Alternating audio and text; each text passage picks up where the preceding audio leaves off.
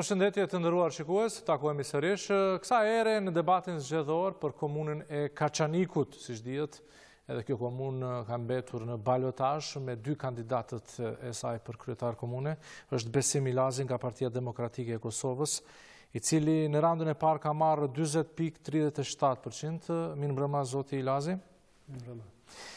Dhe Basri Kodra nga Lëvizja Vetëvendosje, që në raundën e parë ka marrë besimin e 21.9% të qytetarëve të Kaçanikut. Mirëmbrëma zoti Kodra, edhe për ju. Atëherë fillojmë me këtë diskutim, raundi i dytë, ju keni folur edhe në raundën e parë, besoj pремtime, projekte të shpalosura e kudadiun. Thjesht a keni bërë një analizë, zoti Ilazi, me ju nga raundi i parë në raundën e dytë, për shkak se nuk keni arritur që të fitoni në raundën e parë. Çfarë ka ndikuar që ju nuk keni marrë edhe 10% në mënyrë që dini i pari i komunës? A keni lënë mangut diçka, nëse po mund të na thoni, nëse vazhdoni me projektet njëjta, mund t'i përmendni edhe një herë ato më të forta që ju mendoni se i keni si pika? Përshëndetje për ju dhe për stafin e RTK-s, përshëndetje për gjithë teleshikuesit që na ndjekin në këtë moment, e veçanërisht qytetarët e Kaçanikut, përshëndetje kundër kandidatin që jemi në garë në balotazh. Sa i përket zgjedhjeve të 22 tetorit, kjo është rezultat zyrtar që kemi marrë dhe na pajtohemi me vlerësimin që ka dhënë qytetari. Megjithatë, komuna Kaçanikut kësaj radhe për Partinë Demokratike ka pas disa specifika, për shkak se në garë kemi qenë 5 kandidat, por 2 nga këta kanë qenë pikërisht 2 partijak, 2 bashkëpartijak të Partisë Demokratike, gjë që ka bën këtë folë që sa dhe pak elektorati Partisë Demokratike të jetë në dilemë ku të shkohet vota, kështu që besoj që në balotazh besoj që elektorati Partisë Demokratike do të kthehet aty edhe ku e ka vendi. Por sa i përket platformës Partisë Demokratike, ne kemi shpalosur edhe në rundën e parë të zgjedhjeve, mendoj që Partia Demokratike me që është parti në pushtet, kjo mendoj që do të vazhdojmë me projektet aty ku ka mbet, për të vazhduar për të përmbyllur ato projektet të cilat i ka, për të vazhduar me projektet e reja, duke ditur ne si ekzekutive që kemi miratuar edhe kornizën afatmese të shpenzimeve me theks të veçantë me ratimin e buxhetit për vitin 2018. Edhe theksi i veçantë do jetë ne pikërisht shfrytëzimi gjithë këtij grandi qevetar, por megjithatë duke shfrytzuar hapësi tjera për shfrytzuar beneficione tjera nga qeveria dhe donatorët e tjerë, të gjitha këto në interes të qytetarëve të Kaçanikut.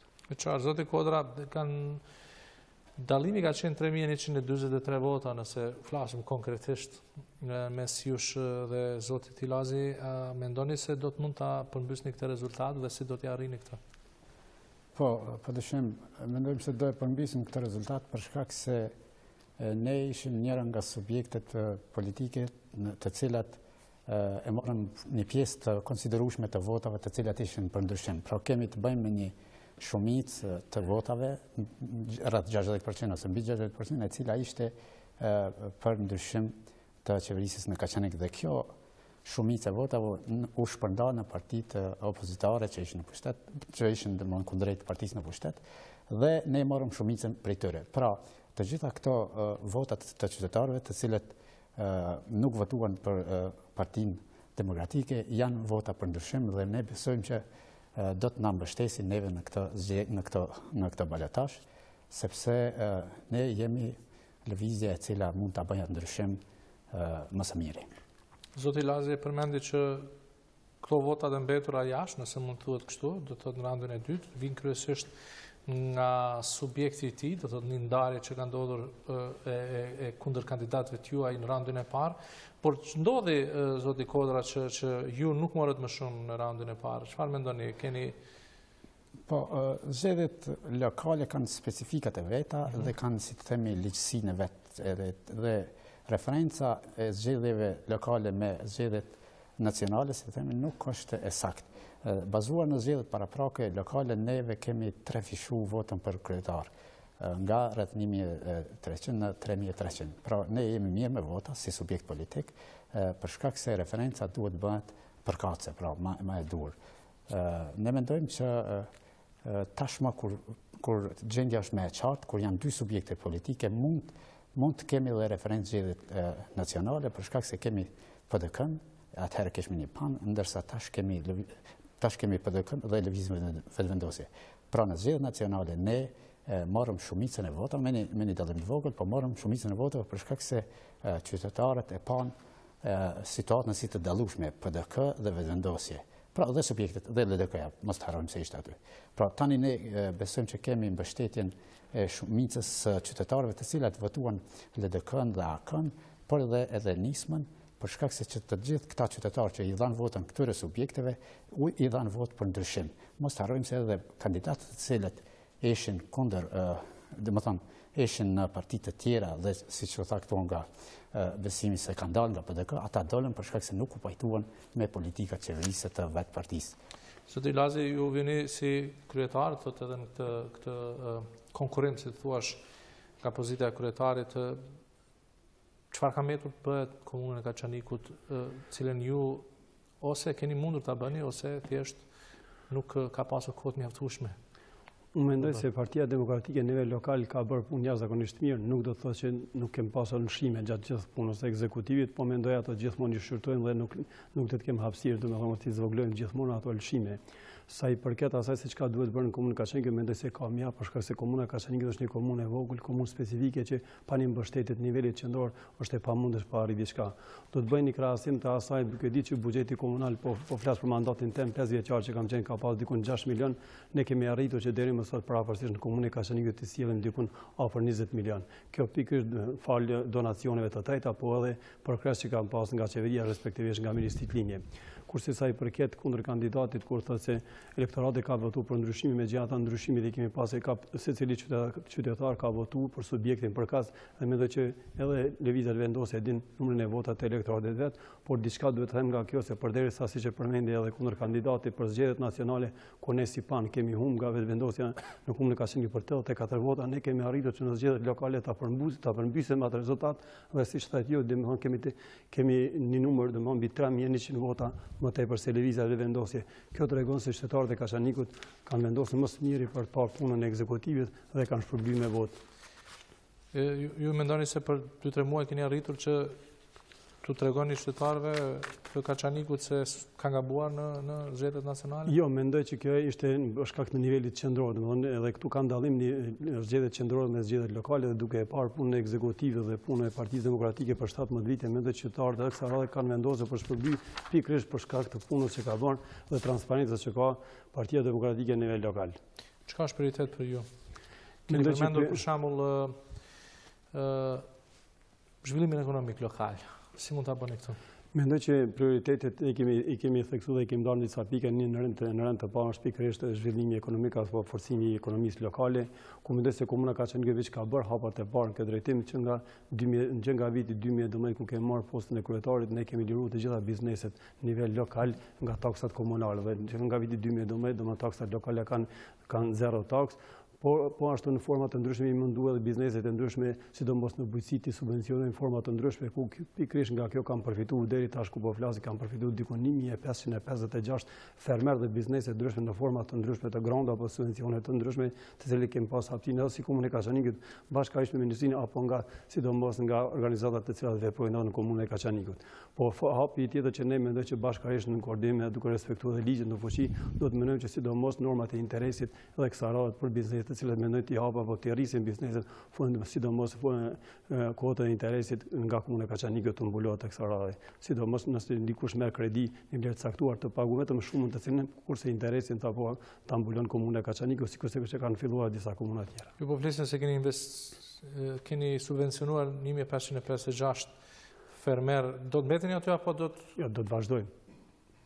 Më projekt, në çfarë shume do të jetë ajo, sa keni planifikuar të... Me qenë se kemi miratuar buxhetin për vitin e ardhshëm, ne kemi planifikuar vetëm në një arritje ndoshta simbolike, por që të vazhdojmë me kërkesa për shkak se edhe grandi qeveritar nuk na lën hapësinë më të madhe për të subvencionuar bizneset, por megjithatë me gjithë kërkesën që kemi pasur do të arrijmë që të rrisim në forma të ndryshme subvencione dhe sidomos nga organizatat e huaja të cilat veprojnë në komunën e Kaçanikut që deri më tani nuk e kemi arritur asnjë organizatë ta kthejmë mbrapa sidomos në rastin e subvencioneve. Ka pasur vërejtje, jo vetëm Kaçanik, por gjithatë në Kosovës që subvencionimi është bërë kryesisht me prapavija politike, kuptimin e bastioneve ku subjektet politike ndjen më të forta. Ka mundur kjo të ndodhë në komunën e juaj? Për me qenë transparent, ndoshta për shkak se jemi këtu në debat, po do të ishte mirë sidomos media të vinë të marrin pikërisht emrat e personave që kanë përfituar. Jam shumë i bindur që mund të them që nga sot dikun 70% ose 80% të këtyre njerëzve që kanë përfituar as sot nuk e njeh njerëz. Mendoj të gjitha ato kriteret që i kanë plotësuar, që kemi përcaktuar ne, edhe me vendim të Komendit Komunal, besoj që të gjithë janë përfitues. Po marrni shembull, dy shembujt e fundit, vitin e kaluar kanë konkurruar dikun 60 fermer për sella, të gjithë kanë përfituar, po të njëjtën gjë kemi bërë edhe këtë vit. Kanë përfituar ata për shembull? Kanë qenë në dy forma, njëra ka qenë 150 metra dhe tjetra ka qenë 1 orë e gjys, po pikërisht këto kanë qenë një lloj participimi simbolik, dikun ka qenë dikun 13% nga subvencionimi edhe i vetë fermerët, kështu që kanë përfituar të gjithë sera me këtë hapësim. Po ashtu edhe këtë vit kemi subvencionuar me makina mjerëse ku kemi pas hapësim për 43 fermer, po duke parë konkurrencën dhe kërkesën e tyre kemi arritur që të subvencionojmë 59 fermer. Të gjithë ata që kanë konkuruar, të gjithë kanë përfituar. Kështu që nuk kanë hapësim dyshimi se ata që janë përzgjedhur në një parti apo diçka tjetër. Zotri Kodra, ne po flasim për zhvillimin ekonomik me efekt veçantë bujqësinë, duke pas parasysh ne në Kosovë nuk jemi shumë për fabrika të mëdha këta diun. Keni ju ndonjë plan, projekt se si mund bëhet kjo zhvillimi ekonomik në komunën e juaj? Para se të them diçka për zhvillimin ekonomik, duhet të them se pushteti aktual ka përdorur pozitën e vet për të shënuar madje këtë rezultat, për shkak se shumë projekte, sidomos në infrastrukturë, i ka zbatuar pikërisht në muajin shtator dhe tetor, para fshate. Unë kam këtu një mëri dëshmish me fotografi nga fshatrat të ndryshme, si Begraca, Bisheci, edhe vetë qyteti, ku le të themi rrugë, pjesë rrugës, mermetime, rrugica, madje edhe rrugica dhe private janë shtruar pikërisht në muajin shtator dhe tetor. A ka qenë punë intensive në kuptimin? Nuk ka pas punë më herët. Më herët? Absolutisht, vetëm kur është vret një intensitet i shtuar i tyre në punët, në zbatimin e projektit. Që punë nuk mund ndalen, edhe pse? Ja, tas mund të ndalen, po nuk mund të intensifikohen, nuk mund të shtohet volumi i punëve pikërisht në shtator dhe tetor. Ku ishin këta më herët? 4 vite nuk u vrejt punë dhe të befas në shtator dhe tetor, pikërisht në parafushat dhe në fushat u shtu aktiviteti i tyre. A mund të flasni ma konkretisht projektet? Konkretisht, për shembull në Begrac, unë kam këtu një mëri fotografish të rrugëve në lagjet e Luzhe, ku kemi asfaltim të rrugëve, rrugicave gjithandej të një lagje, ndërsa në një pjesë se fshati, le të themi fshati Begrac, me që ra fjala këtu ka çpërndar një 10 lagje dhe në një mëri aty lagjesh ku këta kanë përfitim sigurisht vota, kanë shtru një mëri rrugësh. Ndërsa le të themi këtu, ndërsa është le të themi lagja e Kuqishtëve, një lagje mjaft e anashkaluar dhe mjaft e vështirë kështu, se largum prej fshatit është e pashtuar. Le të themi këtu një rrugë në qytet është shtru pikërisht ditën ku ne miratuam listën zgjedhore. Po. Kemi rrugën Ura e Hazirit që quhet pikërisht në ditën kur ne e kemi miratuar listën për asamble, po të njëjtën ditë kjo rrugë është qit një shtresë asfalt. Pra, kjo është në qytet. Procedurë paraprake besoj. Me siguri ka pas, janë të pse po i përmendi këta? Po i përmendi për shkak se kjo ka ndikuar në atë rritjen e votës tyre, sepse këta kanë kesh përdor pushtetin. Në momentin e në prag të zgjedhjeve ju ofrojnë qytetarëve dhe themi ja ne punojmë, ne do të shtrojmë këtë rrugë, ne do të shtrojmë këtë rrugë kështu me radhë. Mirë, por nuk është këtu problemi i kryesor, po mendoj. Zhvillimi ekonomik nuk mund të bëhet përmes shtrimit të rrugëve, vetëm përmes shtrimit. Rrugët, infrastruktura në përgjithësi, objekteve kështu me radhë, është një bazë, paraqet një bazë për zhvillimin ekonomik. Mirë, por zhvillimi ekonomik do të jetë i qëndrueshëm dhe kjo Partia Demokratike nuk e ka dëshmuar këtë. Pra, është që sa vite në pushtet, sidomos në qytetin tonë Kaçanik, dhe nuk ka arritur ta bëjë këtë zhvillim ekonomik. Kjo dëshmohet me vetë faktin sepse qytetarët tonë atje nuk po dëshirojnë të jetojnë në qytet. Pra, njerëzit tonë, qytetarët nuk po dëshirojnë dhe po ikin vazhdimisht qoftë në kryeqytet dhe qoftë jashtë. Vetëm sa po të hapet një mundësi për dikon tjetër, ata menjëherë ikin. Ik edhe inteligjencia, ik edhe çdo qytetar i aftë edhe për punë. Pra, çka do të mund të bëjmë ne? Përveç infrastrukturës, e cila është normale të përpunohet, jo vetëm në kohë fushate, por edhe gjatë tërë kohës, ne duam që të shfrytëzojmë mirë resurset që ka Kaçaniku. Cilat janë këto resurse? Sepse këta nuk i shfrytëzuan. madje i keq përdorën. Një ne kemi natyrën, pra reliefin e Kaçanikut si kodrinë malor. Këta e shohin si problem për zhvillim, ne e shohim si avantazh për zhvillim, sepse aty do të zhvillojnë turizmin mjedisor, malor. Ndërsa kemi pashtu dhe klimën e përshtatshme, një klimë e unikate, kështu e veçantë e pazakontë në rajon. Përmes klimës ne do të krijojmë mundësi për shërim. Për shkak se ju, siç e dini më parë, ka pas një spital aty për trajtimin e disa sëmundjeve që kanë të bëjnë me eshtra dhe mushkëri. Dhe neve do të bëjmë projektin për hapjen e këtij spitali, normalisht në bashkëpunim edhe me Ministrinë e Shëndetësisë, edhe me donacione të kërkuara nga jashtë dhe nga diaspora e kështu me radhë. Po ashtu ne do të përveç turizmit malor dhe mjedisor do të bëjmë edhe shfrytëzimin e turizmit kulturor historik, sepse këtë na mundson Kaçaniku si një vend me një histori mjaft të lashtë dhe me një histori si më thënë të lavdishme, për shkak se aty u zhvilluan disa ngjarje të rëndësishme. Rënimi i qytetit të vjetër të Kaçanikut filloi para luftës, domethënë në kohën e okupimit, por këta nuk e ndërprerën ata, po vetëm e vazhduan me tutje dhe sot ne kemi një një qytet historik vetëm në kujtesë dhe jo në trashëgimi. Ne duhet ta ruajmë dhe do ta ruajmë këtë trashëgimi duke e restauruar qarshinë e vjetër të qytetit, e cila përbën një kompleks duke pas parasysh qarshinë, kështjellën dhe kështjellën dhe xhamin mesjetare.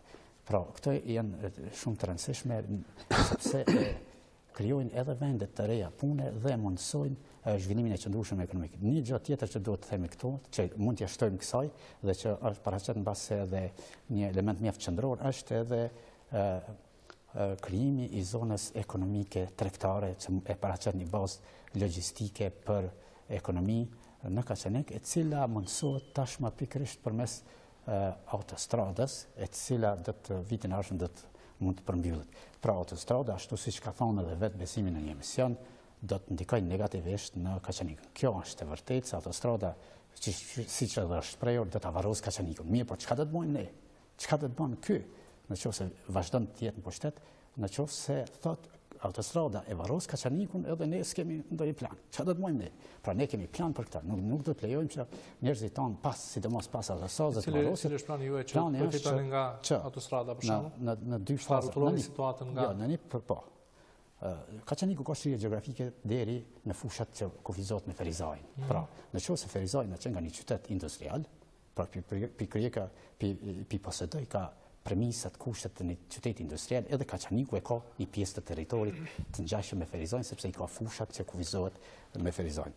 Autostrada i bjen ata fusha dhe lidhjen Kaçaniku e ka pikërisht në këto fusha që janë të përbashkëta me Ferizajin dhe Kaçanikun. Ne do e krijojmë, domethënë, zonën ekonomike industriale e cila do të shërbejnë si bazë logjistike ekonomike për ndërmarrje rajonale, të cilat do të vendosin ato depozita të mallit e kështu me radhë.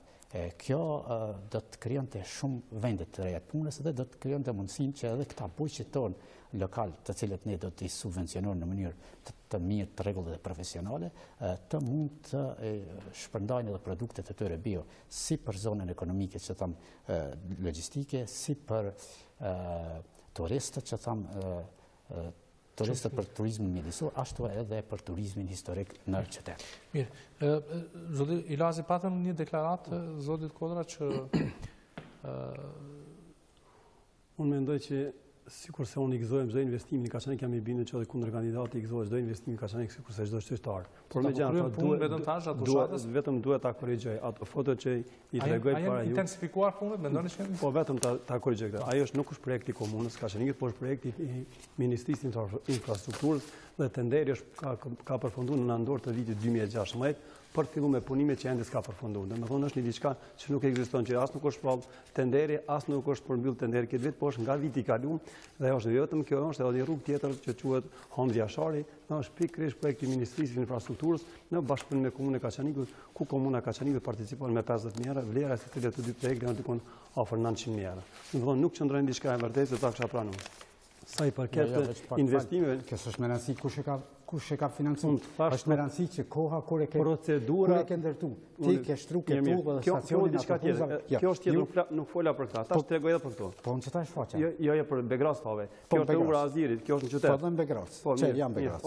Ja, kemi trekan që sikur t'ishte në i farqytit. Mirë, vesh më letë përgjigjem këto, se shumë edhe atë da sjaraj. Tash për tash, dash përgjigje për fshatin Begras, ku është projekti infrastrukturës. Ministrisë e infrastrukturës dhe procedurat janë përmbyllë në ndorë të vitit 2016. Nuk janë nga kryetari i komunës Kaçanikut, po nga ministria që mund është me atribu ndoshta zgjedhjet nacionale që janë bën qeshor, jo mutash. Dhe e dyta, sa i përket urës Azir kur thot na a ditë që kemi përfyer listën, ndaj lista përfillohet diku me 25 gusht. Dhe duhet të dish ti që dikon procedura 12 ditë na zgjallin. Jo, më na afatit jemi kon. Jo. Po do të më kontestuar. Jo, në rregull jo, nuk thashë jo, nuk kontestova ju atë listën. E kontestova tjetër. Me qenë se thash 25 gusht ka qenë data. Me qenë se procedurat e prokurimit zgjasin 12 ditë llogaritë kur kanë filluar procedurat e prokurimit. Do me thonë maj. Dhe një diçka që duhet tregoj ty për shkak se nuk e qenë ekzekutiv dhe nuk e njeh gjona të mirë, po ta them, përderisa në investime kapitali kemi 1.200.000 këtë vit, kemi 480.000 nga tyrat vetanake. Dhe i din që tyrat vetanake nuk mund t'i marrë në janar, po shkon deri në dhjetor. Dhe pa pas alokimin e mjeteve nuk mund të vësh procedurë. Dhe ne kemi proceduar që kemi dhënë edhe në shtator për shkak të pamundësisë së mjeteve, domethënë për gjithmonë ju gjonin një arsye. Qytetarit nuk i interesojnë. Unë po të pyes, unë edhe diçka po them. Këta investime ka qenë edhe vitin e kaluar. Qytetarit intereson me ditë kur ti peshtronë në Pesbatani projekt. Am lënë përgjigjen pastaj do të shkoj. Jo, po nuk është. Po gjithmonë me bodevime. Po ndëgjoj, s'është problem. Se ja, për shembull, kemi këtu rrugën e cila shtrohet ky projekt, ju e dini në lagjen ku kam edhe unë shtëpit. Kjo është një rrugës, një degëzim. Ky projekt është bërë para 2008-s, në 2008-ën është shtruar një pjesë e rrugës, nuk është shtruar krejt, mandej në 2015-ën në mos gaboj, është vazhdu tjetra dhe prap nuk është përmbyll krejt dhe i keni lënë 2 degëzime, të cilat i vazhdoni pikërisht në shtator. Pra, është kjo rrugësë dhe një rrugës tjetër të një njëjtë së. Apo më tregon rrugën tonë e parë çfarë ku e kam shtruar? Po. Çfarë ku e?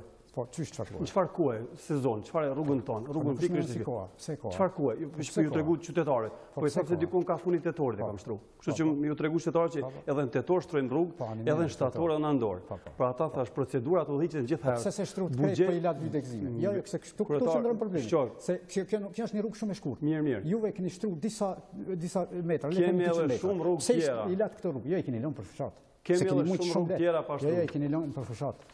Kjo është, pra, këto janë arsyet... Mirë, pse se lash rrugën tonë për fushat, po e shtrova par vjet? Po, ti s'ke mujt me lonë, se unë s'kem pas degëzim. Mirë, po pse e bona? Nëse po mujsha... Po, diçka ke pas me punoti. Mirë, atë veç diçka. Zoti Ilazi, çështja e shtimit investimeve, apo nuk është çështje vetëm e Kaçanikut, unë besoj që në Kosovë, që andej ne jemi qytetarë vetë dhe shohim vluvën e punëve që kryesisht bëhet para fushatave, por aty ku desha unë të ndalem është çështja e arsimit, nëse mund të jemi më konkret, për shkak se ky është raundi i dytë dhe raundi i fundit unë besoj për qytetarët, ata duhet marrin më shumë nga ju, të bindin ata pse duhet votojnë për ju. Çështja e arsimit në komunën e Kaçanikut, jo aq e kënaqshme, jo vetëm Kaçanik, por edhe në komuna të tjera në Kosovë, çfarë projekte keni parapar?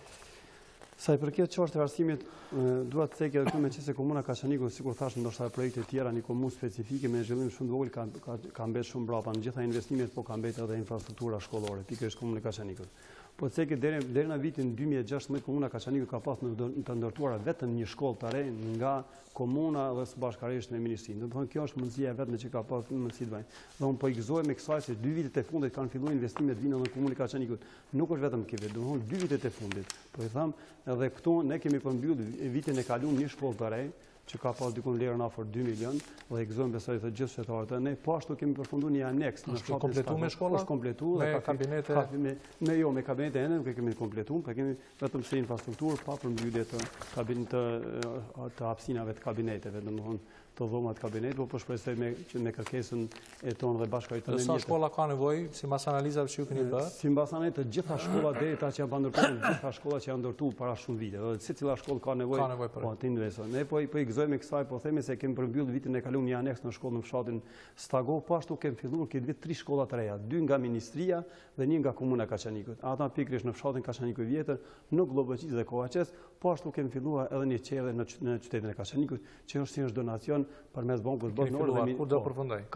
nëse nuk gaboj, kjo është projekt 2 vjeçar nga se është nga Ministria e Arsimit bashkërisht me Bankën Botërore dhe ka vlerën dykon 498.000 euro. Domthonë këte janë një shenjë mirë se në komunë Kaçanik po fillon të përmbyllet infrastruktura rrugore, infrastruktura shkollore ku është si parakusht edhe për ngritjen e cilësisë në arsim. Për 4 vite të ardhshme çfarë ju premtoni ju? Ne e peshojmë gjendjen reale, na treguat pak a shumë, e dim edhe ne gjatë vizitave që kemi bërë.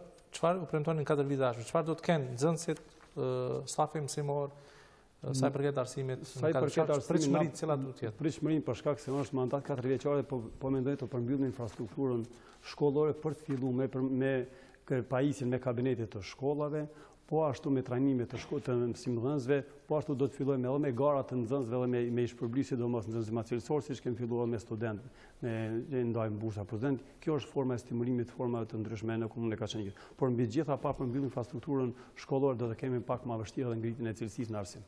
Sot e kodra?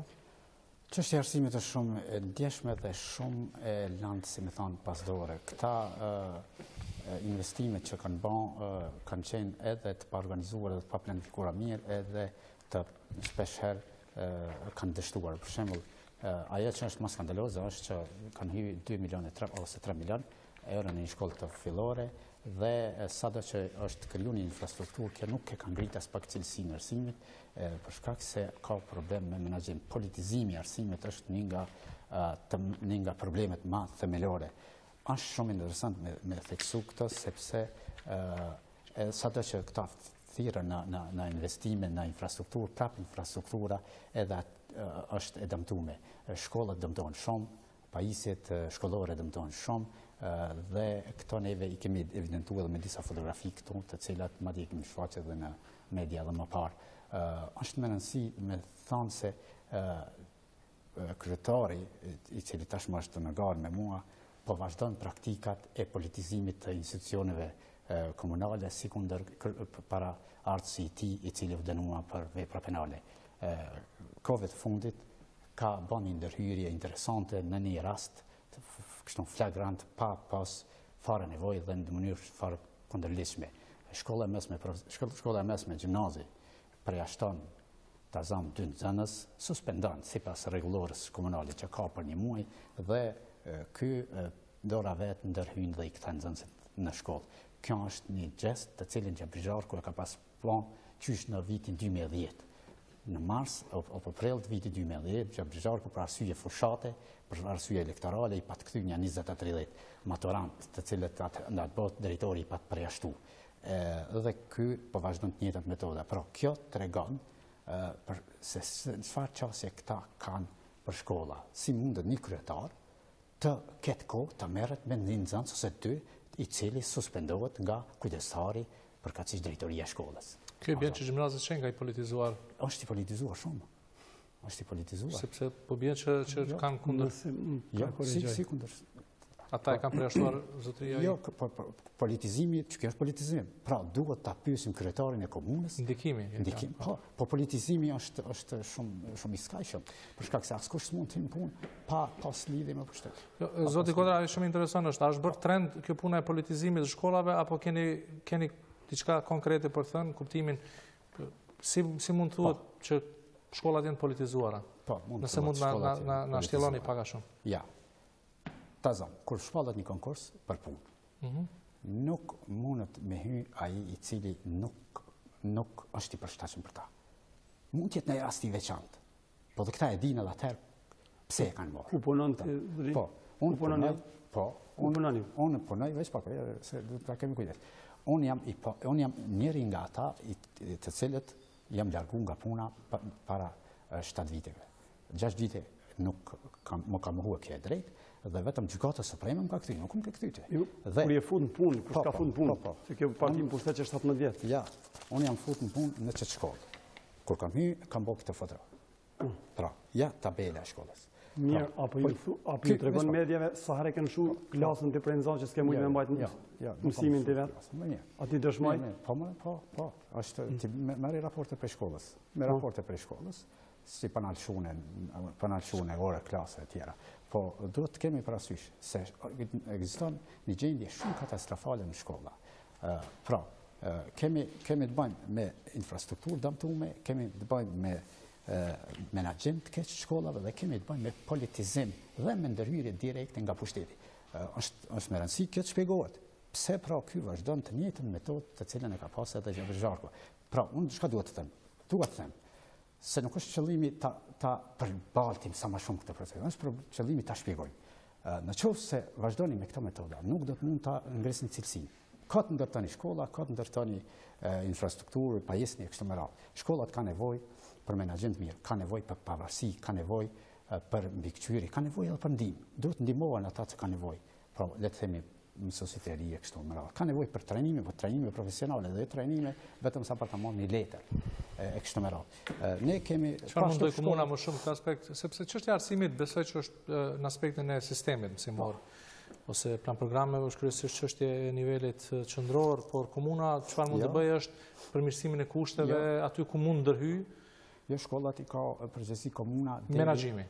Menaxhimi brenda shkollës. Sistemi arsimor para universitar, që ashtu është me ligj. Po. Çka do të bëjmë ne? Çka ka nevojë Kaçaniku tash? Svari Kaçaniku ka nevojë për shtatje e shkollës, vërje e shkollës në funksion të zhvillimit ekonomik. Çfarë do të bëjmë ne? Ne svari duhet që ta ngrisim dhe ta përmirësojmë gjendjen në shkollën e mesme profesionale, sepse aty është një problem shumë i madh. Shkolla mesme profesionale, ku edhe unë kam punuar dhe punoj tashmë, duhet që të ristrukturohet në aspektin e profileve mësimore. Kjo është me rëndësi, për shkak se duhet i përshtatemi zhvillimit ekonomik dhe planeve tona për zhvillim ekonomik. Pra, unë po flas për projektin tonë, specifik po. Meqense ne po planifikojmë që ta përdorim klimën e Kaçanikut për shërim, ne duhet të hapim drejtime për mjeksi, për teknik medicinal, për fizioterapi dhe për qëllime të spitalit, le të themi.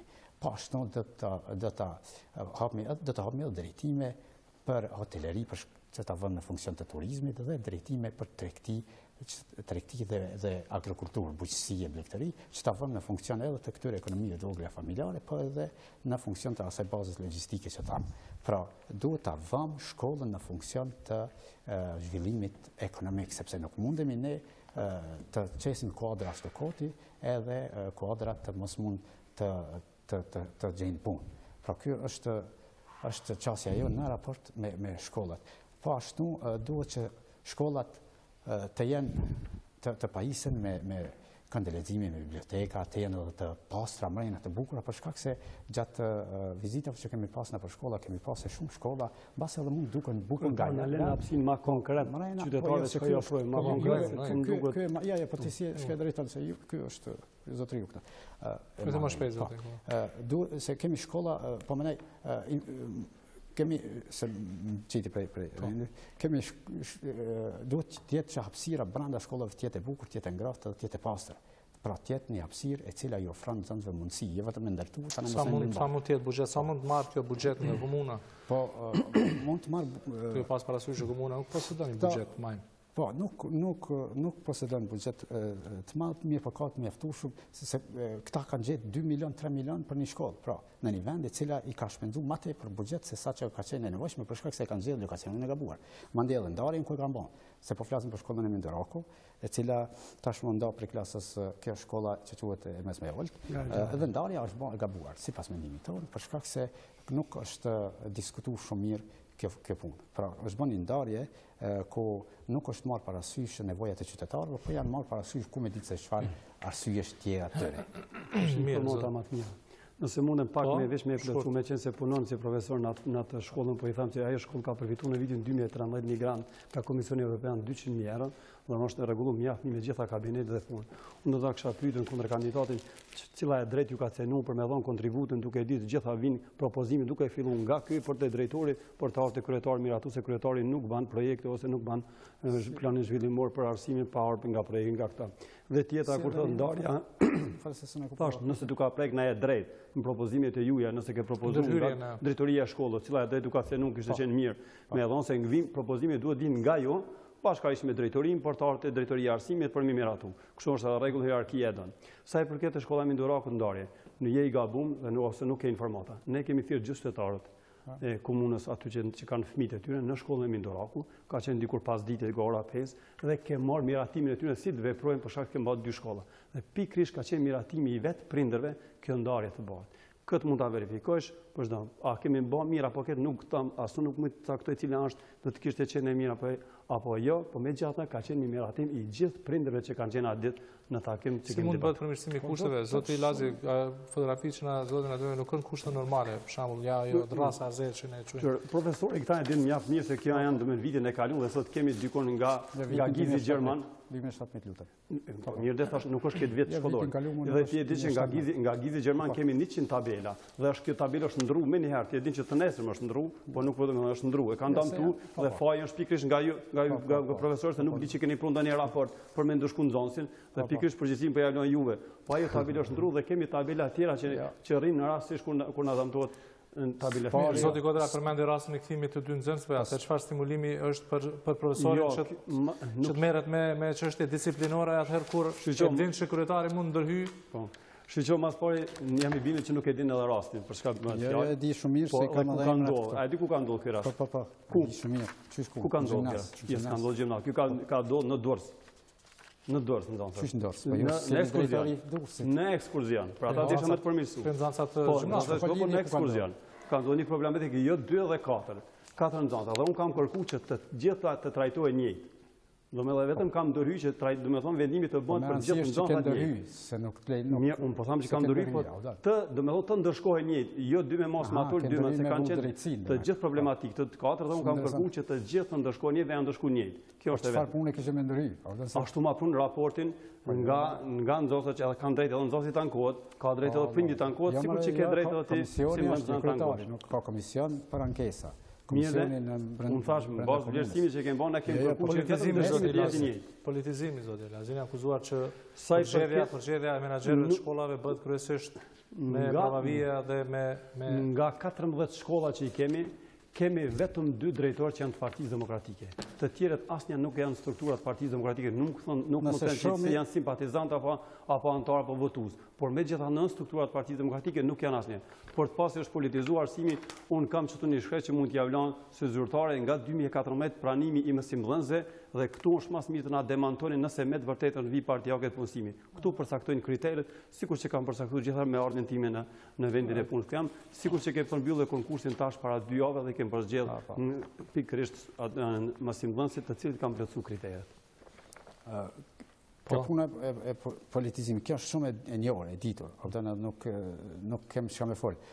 Tash drejtorët e rinj nuk e di se cilët janë zgjedhur, po në gjatë të mandatit tuaj unë kam marrë listën e kam kthyer për 14 drejtorëve, 1-2 nuk i njohsha, gjithë i njohsha dhe madje bëra pak kontrollim, kërkova pak në Facebook, në profilet e tyre në Facebook dhe gjithë me ishin tash nuk e di, unë kam pas libres, po gjithë ishin përkrahas ose simpatizues ose votues të Partisë Demokratike. Pra, shiheshin atë me ata që kishin. Keni vret ju në aspektin e përgjedhjes tyre apo menaxhimit? Jo, po përgjedhja është më e rëndësishme. Përgjedhja mandje e ngushton hapësirën dhe mundësinë për përgjedhje më të mirëve. Për shkak se e ngushton e stërkeq institucionin e konkursit. Njerëzit nuk aplikojnë kur e dinë që s'kan më zgjedhje. Njerëzit nuk aplikojnë. Pra dhe mund të jenë shumë individ potencial të mirë dhe nuk aplikojnë. Më bëre një pyetje, më duket edhe nuk arritet të përgjigjem, nuk e di se si ishte, a janë ku në herë, sa kam qenë profesor. Unë nuk, po thu, unë kam faj që i kum shkaktu këto. Nuk kam faj unë nëse ku shkova i gjeta kështu. A i keni ndëshku këta nxënësa? E ke menaxherin, Ti e përgjegjës pra të klasë dhe pra të nxënësa. Shumë mirë, shumë rregull. A dim kush e ka përgjegjësinë, se në rregullorën e kam miratu kuvendi komunal, përgjegjësinë për suspendim dhe çdo masë ndëshkimore e ka drejtori i shkollës. A i keni dhënë raport ju? Po, raport me shkrim. Na i bjeni. Unë kam dërguar raport edhe në drejtorinë e arsimit, ku drejtori, antari i Partisë Demokratike, tashmë nuk është aty. Kur? Po, në vitin 2018, i cili, nuk veç se pyet tash po tregoj. Me qenë se po mirë me këtë imësina, se me imësina na merr me aty në komunë, nuk kemi punë më të mbarë. Nuk më lejon mua si profesor i lëndëve të inxhinierisë mekanike të mbaj orën në kabinet ku duhej kompjuteri. Dhe nuk e lejonte, sepse i kishte një 2-3 vetë katunit tina, të cilëve ai sipas tij ju besonte. Jo, e ke shkresën time. Nuk qëndron pasi ajo se ke qenë edhe këshilltar komunal. I kishte ngritë edhe në kuvendin komunal me këto probleme. Nuk e kam kështu për kuvendin komunal. Vazhdojmë një temë tjetër, çështja e shëndetësisë. Zoti Lazi, është ndërtuar një ndërtesë, qendra e shëndetësisë, ka mbetur ende për të bërë. Është e vërtet që ka ndoshta kësaj radhe në mandatin tim ka pas fond që ku mund mbrej shëndetësia për shembull 4 vitet e ardhshme? Edhe shëndetësinë do ta kemi si sfidë në mandatin 4 vjeçar. Sa i përket asaj, thash se komuna Kaçanikut kësaj radhe ka pas fatin ta përmbyll një projekt madhor me vlerë diku 1.300.000 euro, ku participues ka qenë komuna e Kaçanikut, Ministria e Shëndetësisë konkretisht 650.000 ministria dhe 350.000 komuna dhe 300.000 Karitasi Luksemburg dhe zyra dy Kosovës dhe Luksemburgut. Dhe është përmbyll infrastruktura e kësaj ndërtese dhe besoj që tani jemi përmbyllje edhe të inventarit të asaj, kurse ajo që është e med dhe shqetësim për ne është gjithmonë mungesa e kuadrit, shërbimi. Domethënë mungesa e kuadrit profesional për të kryer shërbimet.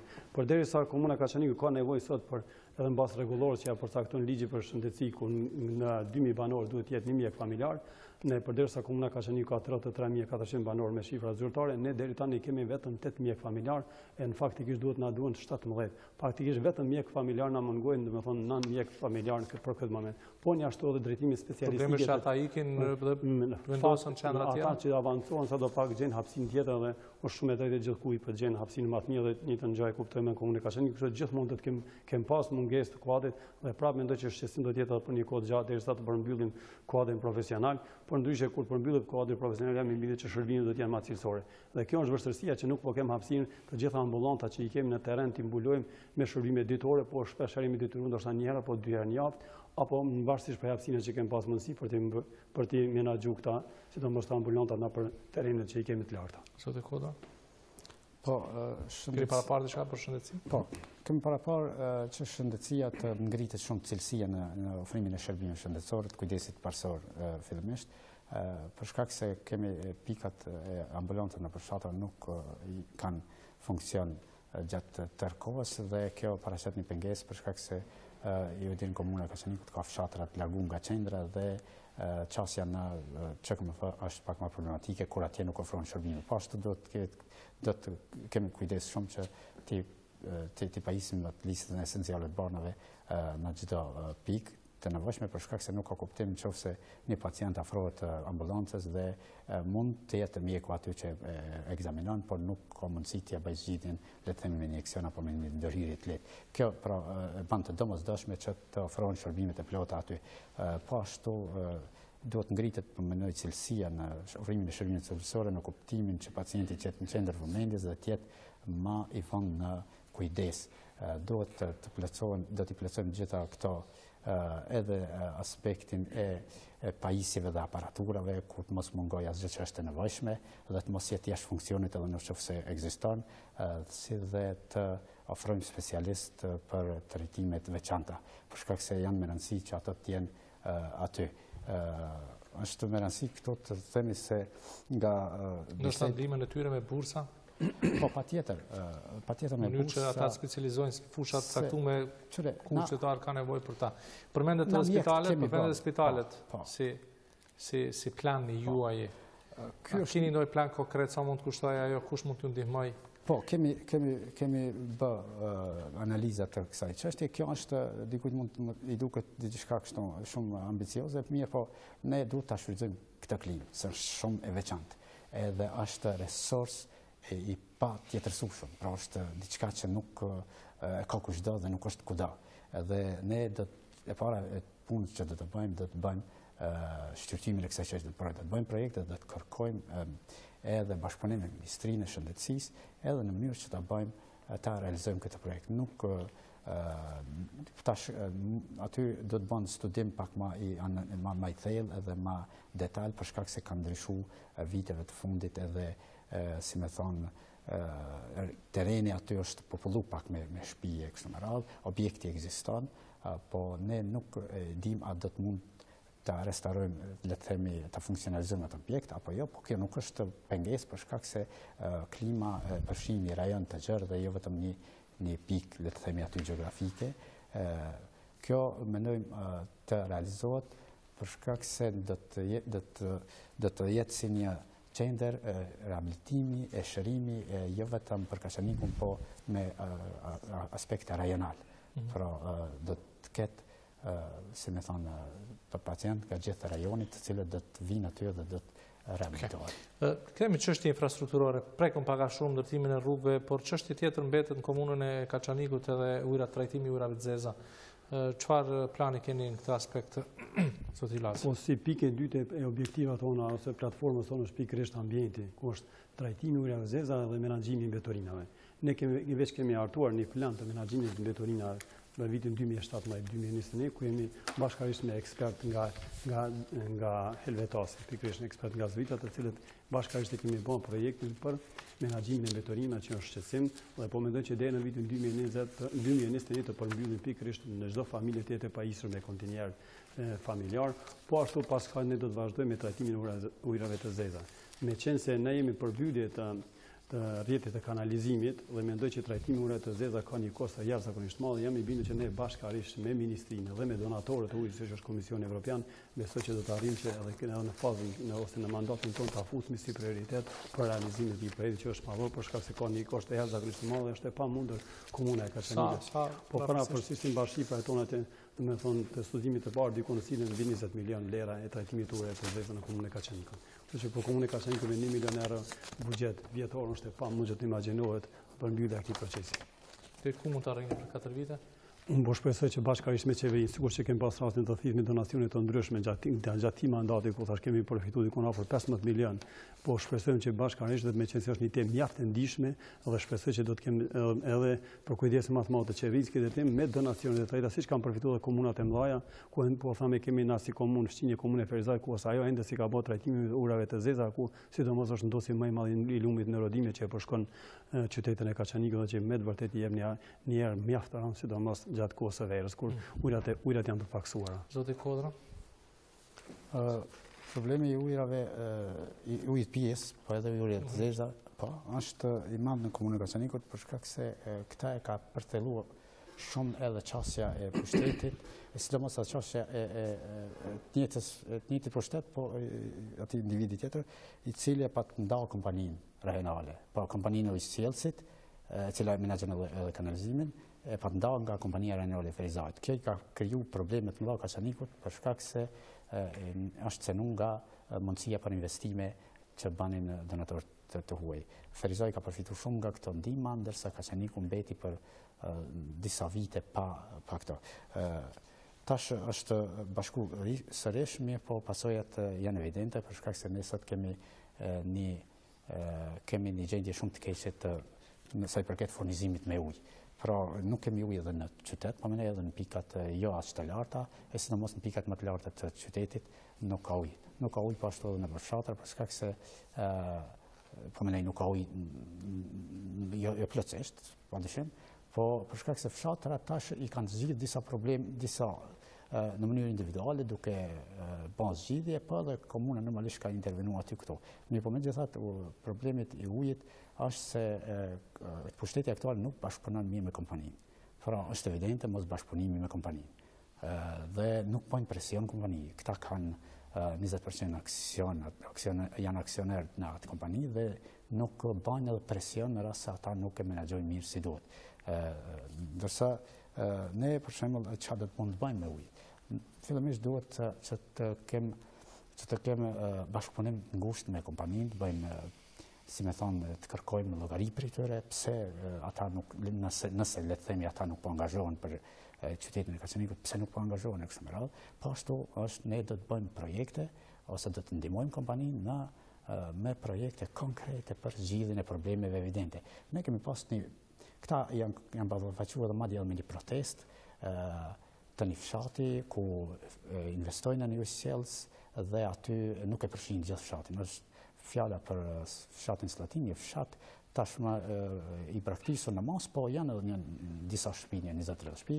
Këta bëjnë ujësjellësin aty, mirë, po ku me di që kanë bënë, nuk e përfshin gjitha lagjet dhe tash i ka pakënaqësi të disa banorëve. Pra kjo si mund ta zgjidhni ju çështjen përgjithësi, për shembull me çezut në gojë ujit pishëm, por edhe kanalizimeve? Po, na ujë kemi vëllë. Mjafton vetëm me pas vullnet edhe dije, edhe me pas përkushtim. Pra, bën projekte, bashkëpunon me kompaninë, kërkon ndihmën e ministrisë, kërkon donacione nëse ti siki, edhe realizohen. Ama jo duke mos bashkëpunu, se këta nuk bashkëpunojnë. për shembull me menaxherin e kompanisë së sjelljes nuk bashkëpunon. Dhe kjo është evidentuar. Kjo është shumë e ditur, kështu nuk është në vetë sekreti. Nëse ti nuk bashkëpunon, si kryetar komuna apo, s'është fjala ti po ki vak më mirë me dy nxënësa të shkollës, se ata pas kanë bërë problem në dorë, se ti s'po merresh me menaxherin e kompanisë së sjelljes. Që thu konkretisht çka? Po më duket diçka na i lën mjekun. Konkretisht çka s'kan bashkëpunuar? Nuk e bashkëpunon, nuk e pranon. Cila kërkesë ju ka realizuar? Veç një. Jo, nuk e pranon me taku menaxherin. Ai është përgjegjës i kompanisë. Dhe unë kam drejtorin e shërbimeve publike që është përgjegjës për kompani. Dhe çdo kërkesë ti është realizuar deri sot. Cila kërkesë, më thuaj profesor, cila kërkesë nuk është realizuar vetëm një? Nga përgjegjësi, veç një. Nuk i ka dhënë paratë premtuara, nuk i ka dhënë paratë premtuara 5.000. Ma thuaj me shifër. Po, 5.000 euro tash nuk. Mos je shumë i gabuar. Je shumë i gabuar. Nuk jam i gabuar. Absolut. Ato bën edhe nëse veç ti ke qenë këshilltar komunal. Nëse është premtuar ajo është aprovuar në kuvendin komunal. Më thuaj ma dher veni kur është dhëna e 5 ose ja bjen një ditë tjetër. Mos spekulojmë rreth kështu, s'është mirë. Është evidente se juve nuk bashkëpunoni. Ke qenë këshilltar komunal nëse është aprovuar se mbi 1.000 euro e aprovon kuvendi. Më thuaj cila është ajo shifër kur është aprovuar. Po. Ju lutem, pse nuk pranoni me taku menaxher? Mirë, unë thash një diçka. Mund të mbash natë personale. A pi kafe unë me ty, as pi është çështje tjetër. Më thuaj cila kërkesë menaxherit të kompanisë ju ka refuzuar një kërkesë. Se ai ka përgjegjësin e ka drejtorin. Unë arrimin e qytetar, a nuk krihesh çështje tjetër? Jo, nuk është problemi është ti po ke kohë. Menaxhimi besoj e ka absolut asnjë kërkesë po, asnjë kërkesë nuk është refuzuar nga përgjegjësi, sa mund ta merrni zyrtar. Dhe e dyta, meqense po thirret gjithmonë të metat e pushtetit. Po i them, ne për mbylljen e fazës të 9 fshatnave të komunës Kaçanikut që ka vlerën diku 1.200.000 euro dhe përfshin diku 84.000 metra gyp prisjese dhe përfshin në fshat diku 40% e qytetarëve të Kaçanikut. Po ashtu kemi përmbyll fazën e dytë në fshatin Gllovëzhi vetëm lenta për. Dhe sa i përket asaj që është anashkaluar një lagj apo ne. Projektin e ka bën vetë komuniteti, nuk e ka bën. Dhe çysh e kanë thonë, kemi thënë se ministria, edhe ministria është të e zbatuar këtë projekt 3 vjeçare. Dhe si vjet përfundon, para 3 vite, nuk kemi filluar si vjet se po thu gjithë vitin e fundit. Para 3 vite ka filluar ky projekt dhe po përfundon këtë vit. Fatmirësisht na shtoi për shkak zgjidhje që po thuti, po nuk është ashtu dhe projektin e ka prunë komuniteti dhe ka 84.000 metra katron, nuk di çka kanë lënë mongo ato.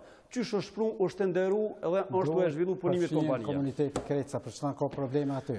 Zoti Kodra, kemi arritur në fund të këtij diskutimi. Unë besoj që keni shumë çka për diskutuar, kanë mbetur disa pika tjera, por unë besoj që banorët e Kaçanikut kanë mundur edhe t'ju ndjekin më herët, por edhe në ditët në vijim sigurisht se do të mund të marrin më shumë informacione për projektet e juaja, por gjithsesi ajo që më intereson është duke pasur parasysh që ju jeni tash në balotazh, jeni të vetmit që konkurroni, ju keni nevojë edhe për disa vota dhe për vota tjera të subjekteve tjera ndoshta mbase keni filluar edhe takimet me to, mbështetjen, ka diçka konkrete në këtë aspekt zoti Lazi? Sa i përket një në vazhdën e takime me elektoratin dhe me qytetarët e Kaçanikut. Dhe po them drejt, marrëveshjen do të bëjmë me qytetarët e Kaçanikut dhe jam i bindur qytetarët e Kaçanikut me 19 nëntor do t'japin atë ku është më e mira e mundshme. Qytetarët e Kaçanikut kanë pa edhe punën e ekzekutivit për 17 vjet, po konkretisht punën e kryetarit Lazi gjatë mandatit 5 vjeçar dhe investimet që i kanë prunë komunës Kaçanikut dhe ndryshimet që janë bërë sidomos 3 vite e fundit. Jam i bindur që qytetari do të voton më të mirën e mundshme dhe e ka pa 2 kandidatë që janë. Jam i bindur që kësaj radhe Partia Demokratike do të jetë fituese për shkak shumë të mirave që ju ka ofruar qytetarët e Kaçanikut. Zoti Kodra? Po, ne padyshim kemi bërë thirrje jo vetëm qytetarët të cilët kanë shprehur votën e tyre për ndryshim, po edhe intelektualëve dhe shoqërisë civile të cilët do të na mbështesin për shkak se konsiderojmë të rëndësishme mos vazhdimin e qeverisjes nga ana e Partisë Demokratike, për shkak se vazhdimi i saj do të thotë vazhdimi të njëjtës gjendje të pashpresë për gjithë qytetarët. Në fazën e kësaj ne për shkak se kemi bërë thirrje gjerë për gjithë votuesve të cilët jo të gjithë për këtij 60% kanë votuar vetvendosjen, kem pas edhe kontakte edhe me krejt e subjekteve politike në mënyrë që të marrim edhe përkrahjen formale qoftë të tyre, në mënyrë që ta bëjmë këtë ndryshimin e madh dhe domosdoshëm për Kaçanikun, i cili ndryshim do të jenë padyshim me fitoren e lëvizjes vetvendosjes, sepse lëvizja vetvendosje ka ide dhe projekt konkret për ta qeverisur Kaçanikun dhe për t'i vënë bazat e një zhvillimi ekonomik të qëndrueshëm dhe jo ashtu kuturuar si kundër ka vazhduar deri më sot Partia Demokratike, e cila ka bërë vendin kështu jo vetëm të pashpresë dhe po të pajetueshëm. Zoti Kodra, faleminderit, zoti Lazi, faleminderit shumë. Mbetet votuesve të Kaçanikut që dalin me 19 të këtij muaji dhe t'japim votën për njërin nga kandidatët që po sa përfunduam debatin me ta. Faleminderit që na ndoqët. Mirupafshim.